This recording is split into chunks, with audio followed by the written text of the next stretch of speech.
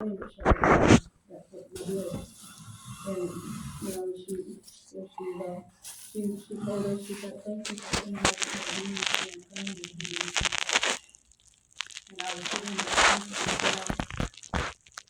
thanking God for what he's done, you know, touching her and doing the spiritual, you know, like doing surgery on her knees. And we waited there, and they come back in and they told her, I think we're gonna have to keep you. You know, Pastor, she started getting mad. Oh, why did you say something earlier? These girls right here. It was about almost 4 in the morning. We're still, no, 3:30, almost 4 o'clock in the morning. We're sitting there and Justina went out. She slept a little bit. And Pastor was getting mad at them and I was tapping her on the shoulder, calm down. So, but they weren't listening to her. So the other nurses come in and I said, is it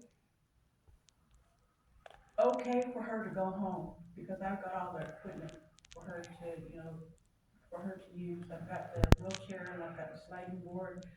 And they said, you know what a sliding board is? I said, yes, I know what a sliding board is. And I said, I've got a quilt that she can use to put by her bed. I said, but I just got to look for it. And I said, and I'll tell her, you know, tell her daughter and her grandsons that, I said, they're adults. She'll be all right when she goes home. You know, when you go in there speaking with authority, they have to listen to you. That, you know, they know, the devil knows what authority is. Yes. When you're up here and you speak authority. So they weren't gonna let her go, but I told the nurses there and the doctor, and they said, all right, well, we'll release her as long as she's gonna be okay and she's gonna be taken care of. And I said, yes, I said, God taken care of her already. He did that healing on her. And they just looked at looked at me, and by the time we're sitting there getting ready to leave, Jordan comes in and his wife and Justina went outside and they were sitting there talking with her and um, her grandson was going through something there. We started praying with him, and after that we went out and we started praying with.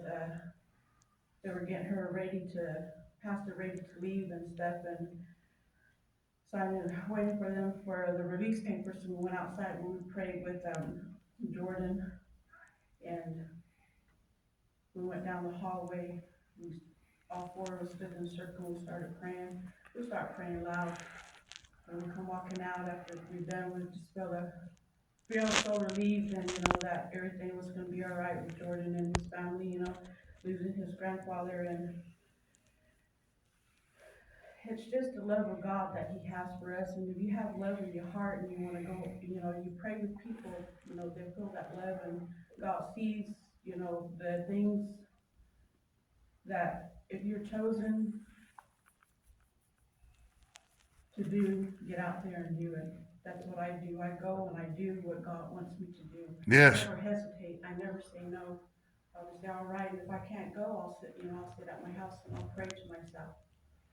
And you don't have to pray out loud. You can pray within yourself. True.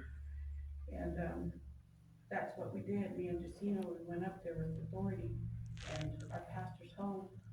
And you know, but you know, she's in pain still. But thank God that she doesn't have to go through surgery. God that can heal the surgery Yes. already on her. You know, and Yes. that, you know, that's my testimony and what God can do. He's Oh. still gonna do it till the end time. He's still gonna show us what he can do. He's still gonna heal us, but we just have to open up and receive it. And you know, I Yes. thank the Lord for each and every one of us here, that we could be here for Pastor. And she said, y'all already know what to do. Yeah. So, you know, I thank the Lord, you know, for being here, and thank you, you know, for Jack, you know, driving, you know, for, you know, his traveling mercies. Thank y'all for taking her there.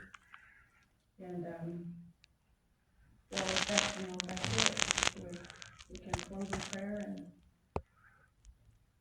guys have anything else to say, or?